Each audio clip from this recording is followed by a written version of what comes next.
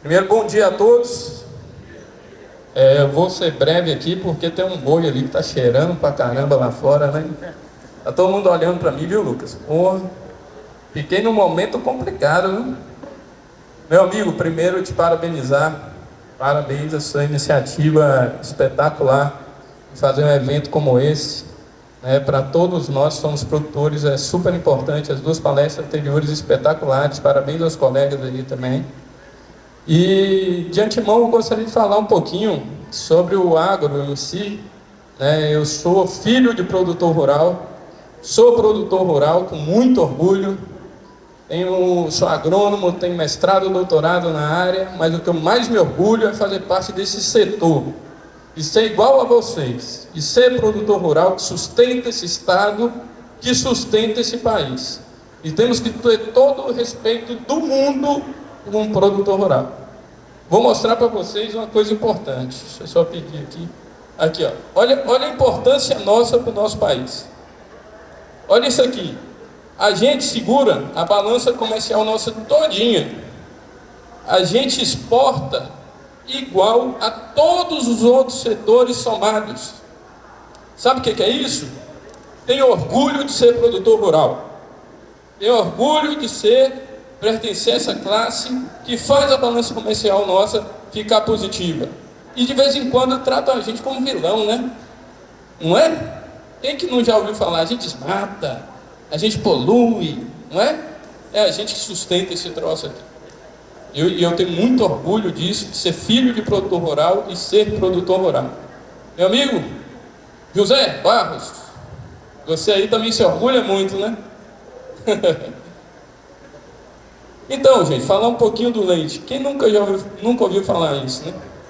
Antigamente que era bom. Tirava um pouquinho só de leite e sustentava essa fiarada toda. É mentira? Quem é produtor de leite aqui? Pode levantar a mão, não tem vergonha não. Pode levantar a mão. Produtor de leite, só para vocês terem uma ideia. Eu fui secretário de Estado da Bahia e eu posso falar para vocês, é o setor do agro mais importante para o nosso estado. É o único produto que é produzido em todos os municípios da Bahia, inclusive em Salvador. Tem algum outro produto que faz isso aqui? Milho a gente produz em qualquer lugar, difícil, né? Mas leite a gente produz. E aí eu boto assim, como era antigamente? Será que era antigamente mesmo? Quem não conhece fazenda que é assim? Produzia de tudo, usava mal, pouco insumo, sal branco e mata bicheira, rasgou a minha vida tudo, né? Antigamente eu escutava falar muito isso. Graças a Deus vem a Sertão Forte aí, mostra um sal pra gente interessante, um suplemento bacana, e a gente tem condição de evoluir bastante. E outra coisa, quem adota controle gerencial e zootécnico aqui na sua fazenda? Mas de verdade mesmo. Eu quero que vocês pensem muito sobre isso. Se o Lucas gerisse aqui o Sertão Forte, igual a maioria dos produtores gerem fazenda, acho que não estava grandão desse jeito não. De verdade mesmo. Tenho certeza que ele sabe o custo de tudo que ele está vendo aqui. E quem sabe o custo do leite? Quanto custa um litro de leite dentro da fazenda? E aí a gente vê ainda um aspecto interessante. Eu vi o primeiro palestrante aqui, bem bacana, falando de rebanho, vaca magra, né, de toda a situação. E a gente enfrenta muito isso, tanto no leite quanto no corte, né? A gente vê muito essa questão de uma fazenda com um curralzão gigantesco, né? Uma situação que é difícil, com a depreciação bem alta, um rebanho que não corresponde àquilo aí. Quem não lembra disso aí? Isso é uma realidade, que quando a gente corre o trecho aí, graças a Deus eu tive a oportunidade de andar muito pela Bahia, isso não é pouco comum não, tá? E aí de vez em quando perguntam, leite é ruim, se for desse jeito é ruim, garanto para vocês.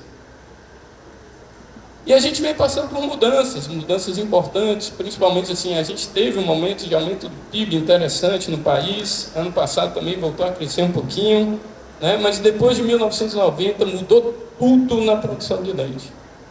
Antigamente, o custo balizava o preço, agora é o preço que baliza o custo.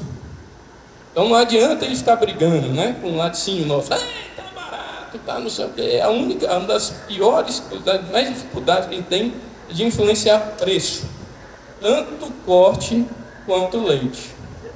Quando você vai para o corte, a gente passa por um momento que a gente está em pleno giro, né? Por exemplo, eu sou da campanha, não venda seu boi gordo, agora, né? A gente está em pleno giro, a tendência é de alta. A gente sabe que a partir do meio do ano, a tendência do boi é subir.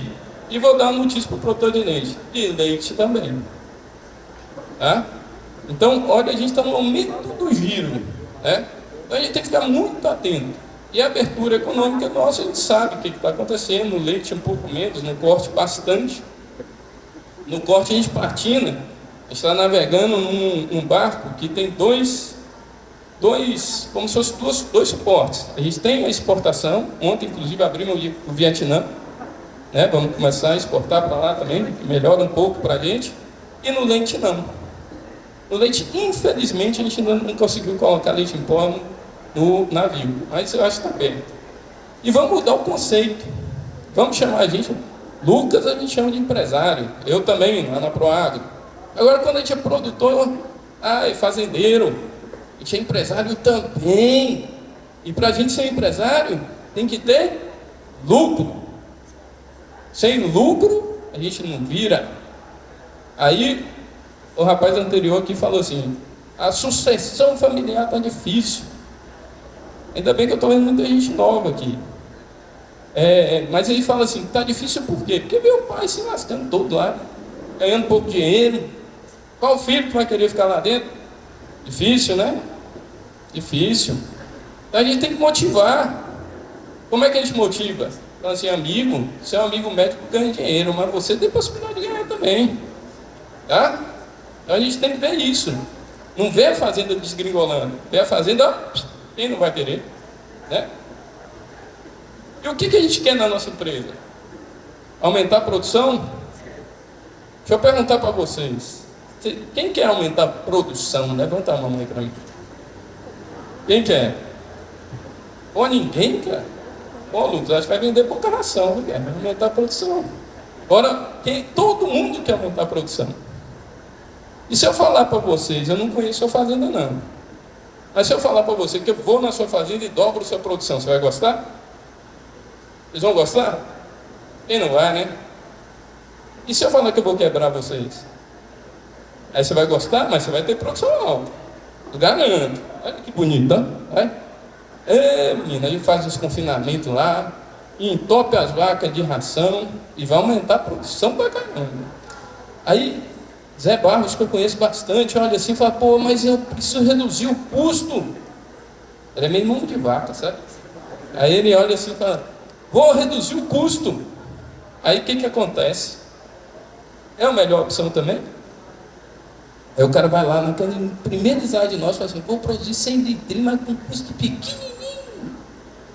Aí ele não consegue pagar a conta de fazenda também, porque não usou a ração certa aqui da Santa Forte, porque não fez o financiamento correto, porque não fez. Então ele reduziu o custo mesmo, mas a produção lá embaixo. Não adianta nada vender uma bala, o que você compra por 50, vender R$1, você fala assim, pô, dobrei o dinheiro, deu 50 centavos, chefe. Vale nada. Aí o que ele tem que fazer? Ele tem que obter lucro. E aí, para obter lucro, esse triângulozinho é o que funciona. Certo? Aí tem três coisinhas aqui, ó. Tem um custo equilibrado, assim, tem um custo equilibrado, o volume e o preço. Qual que dos três ali o que mais a gente reclama? Tanto no corte quanto no leite. Qual que mais a gente reclama? Assim, tá ruim demais. Reclama de quê? O preço. Qual dos três é o mais difícil de mexer? Que não está na nossa mão? Pronto, mas os outros dois eu consigo. Os outros dois, eu consigo equilibrar custo, Zé Barros gosta, e consigo aumentar a produção. Como é que é o seu nome, amigo? Hã? Lucas também. Pô, todo Lucas é gente boa, né? Eu ouvi falar isso hoje aqui. Então, aí Lucas gosta. Mas aí o que acontece? Eu tenho que equilibrar os dois. Não adianta, isso em qualquer coisa que a gente faça. E aí o que acontece hoje? Olha o que está acontecendo em janeiro de 2025. Abaixamos a captação de leite. Está reduzindo a captação, comparando com janeiro do ano passado. O que isso significa para a gente? Vai faltar leite no mercado. E vai faltar boi também. Aí a turma reclama de importação e exportação. É nada. No leite, zero. Em 2022 a gente teve um problema com a entrada do leite fora. Foi resolvido. Isso não interfere para a gente. É o mercado interno que segura a produção leiteira. E vai faltar leite. E aí a gente vê o preço. Olha o que aconteceu, gente, em 2022. Por isso que botaram leite no mercado. O preço estourou, puxaram o leite de fora, jogaram aqui dentro, reduziu o preço, mas reduziu demais. Né? E aí o que está acontecendo? Nós estamos melhores do que o ano passado em preço. E bem melhor. Tá? E a tendência é que isso continue. Aqui é uma relação de troca, aí a Moinho Forte vai vender mais um pouquinho, porque a gente está melhorando a relação de quantos litros de leite eu preciso para comprar uma saca de milho. Lembrando que isso é média Brasil. E como é que a gente está mesmo? Um breve estudo da região mais de Itapetinga, tá? Da região sudoeste. Olha só, eu ouvi o primeiro palestrante falando de intervalo entre parto. Amigo, estou vendo você aí. Olha só, 16 meses e meio de intervalo entre parto. Isso em fazendas um pouquinho simplificadas. E aí você tem uma produção média na Bahia de 4,5 litros. Tem uma conversa aí que é 3,8, 4,5. Eu falei, pô, vou ser melhorzinho, bora botar 4,5 lá. E a mortalidade de bezerro, gente, isso não é mentira, tá? Isso são fazendas que a gente acompanhou durante um tempo e viu isso acontecer, através da web, tá? 25% até um ano. São fazendas reais. Imagina, a cada 10 bezerros que nascem, 2 ou 3 vão morrer. Difícil, né? Complicado. Aí o que a gente espera de uma atividade com esses índices ruins? E aí fala o quê? Leite é ruim. Por quê? Porque os índices são ruins. Mas olha só, isso também no mesmo experimento, né? A média de produtividade de remuneração de capital, 5%. Pô, aí eu prefiro botar na Selic e ir embora para a praia, né? É melhor. Só que teve gente lá que alcançou quase 20%. Isso com terra. O que a gente tem que fazer? Eu conheço essas fazendas aí. Visita lá, cara. O que esse cara está fazendo de diferente? Olha o tanto de gente lá embaixo. Teve gente tomando prejuízo, teve, né? Que não conseguiu pagar a conta. A gente chega na fazenda, está os trem colados com Durepox, né? Esse negócio é porque não consegue pagar a conta. Aí o que acontece? O custo de oportunidade começa a surgir. O cara olha assim, pô, eu vou para o eucalipto. Mexer com negócio de leite, nada. Eu vou embora. Vou pegar e vou sair dessa atividade, eu vou para o corte. Eu aceito um pouquinho mais, mas o leite não aceita. O leite, na verdade, você precisa ter tecnificado para que ele fique eficiente. Aí vem com cana, café agora, que está todo mundo, ei, café tá bom demais, né? Trem. E aí, o que acontece? Não adianta a gente ficar fazendo a mesma coisa e esperar resultados diferentes. Isso é uma teoria do doido, né? Eu já continuo fazendo, é o que o amigo falou ali. Não vou mexer no time. Eu gostei quando ele mostrou o negócio do Flamengo aqui. Pô, fiquei feliz pra porra. Esse ano a gente ganha tudo, né? Vamos lá. Então, assim, esperar a produção aumentar sem fazer nada, amigo, isso não existe, não consegue. A gente então tem que tirar o pé do chão. Então, como é que a gente muda? Primeiro, a gente precisa coletar dados, ter informações. Como é que está a fazenda de vocês? Como é que vocês estão trabalhando a fazenda de vocês? Depois a gente processar e analisar os indicadores. E por último, a gente toma a decisão. O que está acontecendo hoje? Isso eu falo, porque quando a gente foi fazer o experimento de Paulo Walter, um amigo nosso lá na UESB, ele não conseguia coletar dados porque ninguém tinha. Ele não tinha, a gente teve que ir para dentro das fazendas, coletar junto com os produtores. Então bota a mão na consciência e fala, eu estou fazendo isso para corte, leite, qualquer atividade, qualquer um, né? E aí a gente precisa estabelecer um plano, selecionar os dados relevantes, executar o planejamento, controlar a execução, aí fazer esse tanto de coisa e depois voltar de novo. E é assim, fazenda é fazendo a vida toda. Nossa empresa, a gente precisa fazer isso em qualquer lugar. Eu tenho certeza que o Lucas, que é um bom gestor, ele faz isso dentro da Seton Forte. E aí o que está acontecendo? Um amigo mostrou muita pastagem aí, né? A gente, no mínimo, precisa colocar uma vaca em lactação por hectare para a gente ter uma remuneração razoável. Conseguir botar 4, 5, pô, massa, ótimo. Estou irrigado, uma fica pouco. Mas nesse pasto aí, eu quero ver quem coloca uma uva por hectare. Você consegue? Você conseguiu, mas não vai fazendo. Agora aqui fica mais fácil, né? Aqui a gente consegue. Outra coisa, a seca, você acha que todo mundo careca de saber, né? A seca, meu pai falava muito, né? Tinha ano que não tinha seca, não vi nenhum. Desde que eu estou dentro da fazenda, não vi nenhum que não teve seca.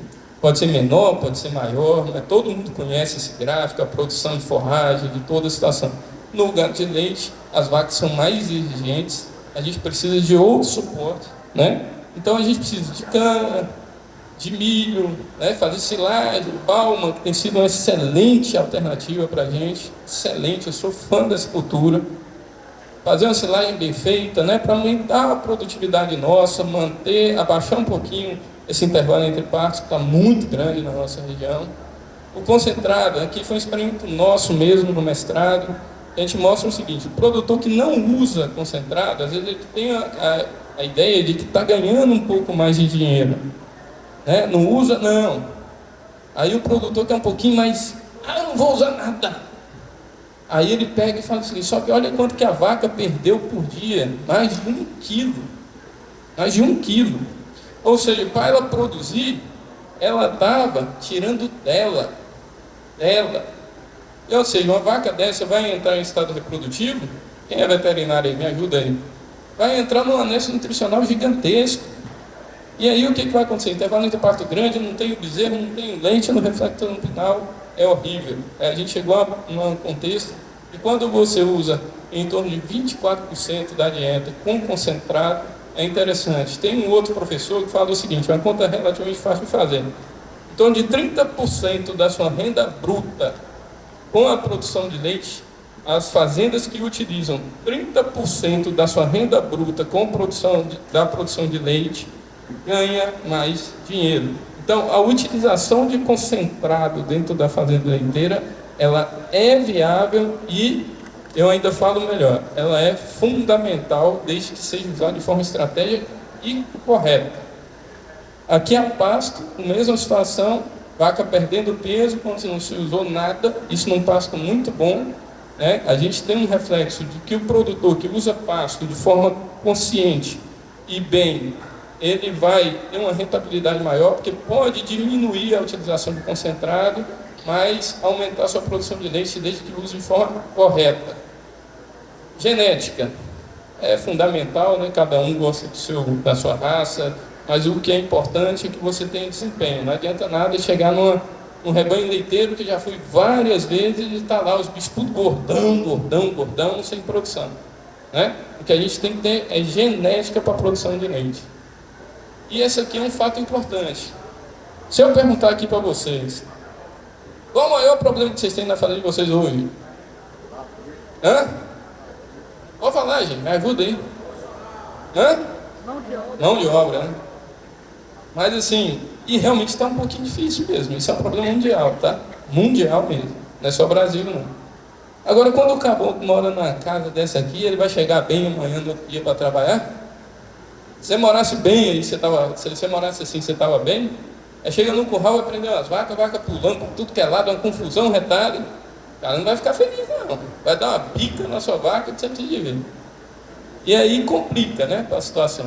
Assistência técnica é fundamental. Fundamental. Se um técnico não se pagar, troca o técnico. Porque quando a gente entra em fazenda, uma das formas é muito fácil você pagar uma assistência técnica bem feita. E pastagem. Olha, isso aqui já são as fazendas nossas, certo? Ali, inclusive, dá para ver a gente fazendo ainda, né? E a gente está manejando o pasto, colocando o pasto, reimplantando o pasto, aí de forma correta, com análise de solo, com toda a situação, né? Para a gente chegar aqui. Os animais recebem concentrado, né? A gente tem um manejo de rebanho bacana, a gente tem ali o concentrado aqui, a Moinho Forte tem ajudado muita gente aqui. Tão forte. Reserva para seca é fundamental, ali a gente usando palma, cana e concentrado, né, para as vacas. Se você for ver as vacas nossas da fazenda, você pergunta, que raça que você tem? Eu tenho raça produtora. Pode ser azul, vermelho, verde, eu não ligo para isso não. Isso é uma questão minha, eu quero que a vaca produza bem e o controle zootécnico me indique isso. Produção de milho, a gente tem em torno hoje de 25, chegando a 30 hectares de milho plantado para silagem. A gente tem em torno de 80 hectares só de cultura para alimentação de rebanho, né? O rebanho nosso constitui hoje 2.000 vacas. Então a gente trabalha com esse setor, com essa tecnologia, principalmente pensando na seca. Aqui, silo trincheira é uma alternativa bem interessante, vejo muito produtor usando silo de superfície. Isso baratia um pouquinho o custo, né, com lona, com toda a situação. É uma alvenaria relativamente simples, né, de fazer dentro da fazenda e que ajuda bastante, bastante mesmo. Cana, replantando cana, plantando mais cana, tendo mais estrutura para seca. O rebanho nosso está em expansão ainda, então a gente está muito preocupado com relação à seca. Esse ano, em Itapetinga, pelo menos na região nossa, que a gente tem sido um ano bom. Esse fevereiro foi bom, março, no entanto, mas a gente espera que, bem finalizando aí, mais um pouquinho, em abril ainda tenha uma chuva razoável. Irrigação, a gente é um potencial espetacular, quem tem que usar, né? Mas lembrando que a irrigação talvez seja o último estágio de tecnologia dentro da fazenda. Eu vejo muita irrigação sem usar, tá? Assim, por quê? Não usa correto, não aduba, não mexe e tal, e a gente vê o cara, aqui para lá, entendeu? E é caro, não é barato não. Aqui a infraestrutura sempre melhorando, bezerreiro, né? O bezerreiro que a gente antigamente chamava de argentino, para não ficar no nome feio, agora mudou para tropical, né? A gente tem isso dentro da fazenda, uma estrutura razoável, não é nada muito ampla, mas que extremamente funcional. Ordem mecânica em todas as fazendas, né? A gente tem utilizado pouco leite agora na mão, né? Com a dificuldade de mão de obra, tem sido cada vez pior. E outra coisa, vou contar uma historinha para vocês. Quando eu implantei a primeira ordenha, no dia que eu implantei, meus peão chegou lá agitado, olhou para mim e falou assim, filha da mãe, botou um trem ruim aqui para nós. As vacas pulando dessa altura, uma confusão para entrar dentro da ordenha, uma dificuldade gigantesca. Quando passou 2 semanas, os caras me xingaram de novo. Aí eu falei, o que foi, cara? Por que você demorou de botar esse negócio aqui dentro da fazenda? Aí eu, já foi difícil. Tratores, a gente sempre reforma a frota nossa, tem algumas modalidades de financiamentos que ajudam muito ao produtor a chegar nesse ponto, o modo frota é uma delas. Aqui para controle reprodutivo, controle zootécnico, isso é índice lá da fazenda mesmo, né? O índice ideal que a gente busca é 1,5 dose de sêmen por preente. Você vê que a gente está passando, alguns inseminadores passando um pouquinho, né? A gente chega para o cara, opa amigo, tá nervoso? Vai fazer o quê? Inseminar, para ver se aprende. Bora. Controle zootécnico é fundamental, mais uma vez, a gente tem todas as especificações das vacas, né? A gente chega, a gente tem a numeração, todos os animais registrados, todos os animais estão dentro do sistema, e o que chama muita atenção nossa é quando a vaca entra num anexo nutricional, vê o que está acontecendo, chama atenção para a gente, o programa ajuda muito, a gente usa o Prodap, né? Aí é só o índice das fazendas, a gente tem intervalo de parto, em todo o processo aí dentro, né? Idade ao primeiro parto, todo o processo nosso. Aperfeiçoamento da equipe, a gente faz uma reunião constante com toda a equipe nossa, né? Tanto da fazenda quanto da Proagro, para a gente entender como é que está funcionando, mostrar os índices para os nossos gerentes, né? E o que é interessante, eles começam a ver, como são várias fazendas, um começa a competir com o outro, de forma positiva. Mas, assim, de 3 em 3 meses, a gente faz o reprodutivo da fazenda e, com isso, a gente faz uma demonstração para eles do que tem acontecido, trazendo não só a crítica, mas também a solução. Então, o que a gente tem hoje, né? Tanto no leite quanto no corte, um mercado favorável. Está melhorando. Se você for ver, de acordo com o ano passado, a gente está bem melhor agora, né? A região nossa tem uma aptidão para pecuária, é fato, e precisamos de mudanças, temos condições para isso. A gente tem condição de mudar e melhorar muito os índices zootécnicos nossos. E empresas como a Sertão Forte ajudam bastante. Então não tenha medo de crescer devagarzinho, né? Pode crescer, só não pode ficar parado, viu? Então, gente, eu agradeço muito a oportunidade aqui, Lucas, de estar falando aqui com a turma de vocês, com a turma nossa, né? Somos do agro, todo mundo. E, por favor, gente, voltem para casa com orgulho de ser produtor rural, tá? Batam no peito. Quando falar alguma coisa assim, desmatar tudo. Não, você precisa muito da gente. Você precisa mais da gente, não é que menosprezando nenhum tipo de profissão. A gente vai no médico de caju em caju, mas comer, a gente come todo dia. Quem bota comida no prato de todo mundo, do mundo inteiro, somos nós, produtores rurais. Então batam no peito e falem assim, eu sou produtor rural e com muito orgulho. Obrigado, gente. Esse nosso patrão, Lucas Costa. Eu sou suspeito de falar dele, porque ele já me cobrou no início. Quando eu trabalhava diante com o governo do estado, a gente sabia do potencial que você alavancou, tanto no sul, no sudoeste baiano, e trouxe isso. E se você pegou o que o Lucas colocou, mas também lá no seu escritório, né, Lucas? Você está lá à disposição também do agronegócio, do produtor, e vocês podem ir lá conhecer também a propriedade desse fera, né? De junto, uma das que eu conheço, né, Lucas? Então, é gratificante ter você aqui, mas a Sertão Forte não poderia deixar também de agraciar esse momento com você, lhe presenteando, né? Porque afinal de contas, você merece muito mais a sua participação.